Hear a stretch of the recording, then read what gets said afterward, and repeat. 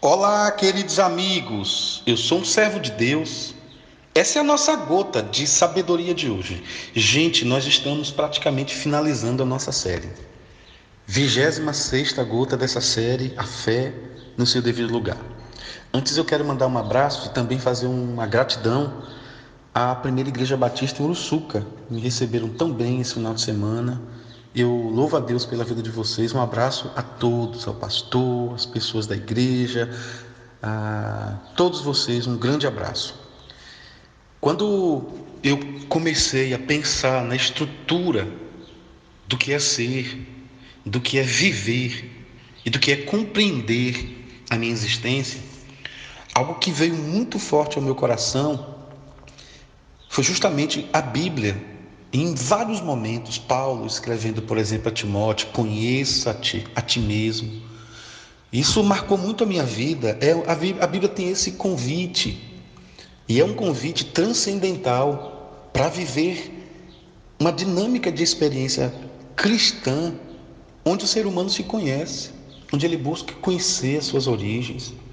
E mais do que isso, a Bíblia convida-nos a uma compreensão de como nós estamos sendo coerentes com o que Cristo tem para a nossa vida, estamos alinhados, conectados com o propósito de Deus para a nossa vida. E isso é por demais interessante. Eu achava que essa questão de autoconhecimento era coisa de coach, era coisa de treinadores, de gente que mexe com comportamento humano, da sociologia intrinsecamente psicológica. E eu vim perceber que isso é bíblico. Conheça-te a ti mesmo é autoconhecimento.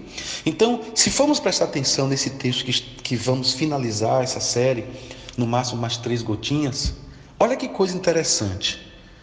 Quando Paulo diz: agora, pois, permanecem a fé, a esperança e o amor, interessante que Paulo não esquece o argumento de dizer o maior deles é o amor. Veja que Paulo, ele não se preocupa em mostrar como amar. Olha, faça isso. Paulo não se preocupa com receita de bolo. E o capítulo 13 já começa: eu passo-vos a mostrar-lhes um caminho ainda mais excelente. Tem uma versão que fala sobremodo excelente. Em outras Bíblias, você já vê esse texto no finalzinho do 12. Eu gosto de anexar ele ao 13, porque Paulo está nos indicando que caminho é esse. E aí ele vai mostrar para nós que esse símbolo que retine, que esse bronze que soa, que eram instrumentos que faziam convocação para um momento cultico. E Paulo está mostrando aí: olha, você pode ter até esse sentimento de cultico, música de culto, você pode ter vontade de cultuar, mas se você não comunicar bem, você está cultuando ao Deus errado. E era isso que estava acontecendo nessa época que Paulo traz essas verdades. Então, a natureza, eu diria que a natureza teocêntrica, ou seja, isto é, Deus no centro dessa vontade, Deus no centro dessa consciência, dessa informação.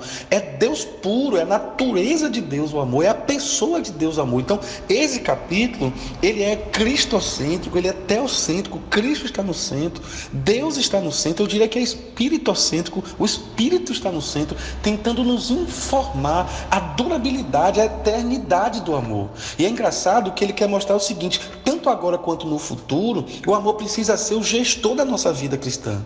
E o amor, ele é um reflexo desse Deus que nos salvou. Ele é um reflexo límpido, claro, desse Deus eterno. Então, assim como Deus não tem início, não tem meio, não tem fim, é preciso que entendamos que o amor não pode ter fim. O amor, em nossa vida, é muito mais do que um comportamento e um sentimento. O amor é uma consciência de que Deus é, e se Deus é, eu preciso ter. E se Deus é, eu preciso me manifestar com amor. Então, no Antigo Testamento, gente, cultura judaica, eles batiam pesado nisso, na durabilidade, naquilo que vai durar para sempre, que é o amor. O amor leal de Deus vai durar para sempre. O amor de Deus inabalável vai durar para sempre. A sua misericórdia dura para sempre. E isso é relatado, gente, com muita frequência no Antigo Testamento. Se você pegar os Salmos, você vai ver que o amor de Deus dura para sempre, que a misericórdia de Deus dura para sempre. Se você for na carta aos Romanos, você vai ver isso. Se você for em Pedro, você vai ver isso. Se você for na carta que Tiago escreveu, você vai ver isso. Se você ver nas epístolas de João, você vai ver isso. Se nós formos ver, meus irmãos, em Esdras, em Neemias, em Jeremias, nós vamos ver isso com muita fartura nos Salmos. Então, a ideia de Deus é que entendamos isso. Eu não tenho escolha. Aquele que não ama não conhece a Deus. Porque Deus é amor. Gente, nós não conhecemos Deus somente por pesquisas. Nós não conhecemos Deus somente lendo a Bíblia. Nós não conhecemos Deus somente com experiência cristã. Infelizmente, eu tenho que dizer isso para vocês. Eu não gostaria de ter que falar isso. Mas se eu não falar isso, eu não vou ser bíblico.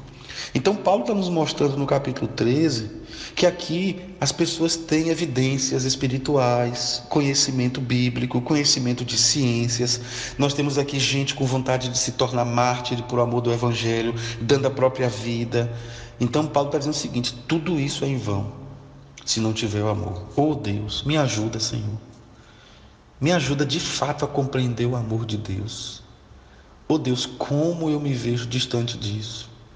E como eu preciso me aproximar do Senhor. E eu entendo que lendo a palavra de Deus com temor, com amor, lendo a palavra de Deus com autoconhecimento, fazendo com que eu lendo a Bíblia me leia, isso vai fazer muita diferença no resultado final da minha fé. E eu oro assim, agradecido por cada pessoa que ouvir essa gota, em nome de Jesus. Amém. Grande abraço, pessoal. Fiquem com Deus.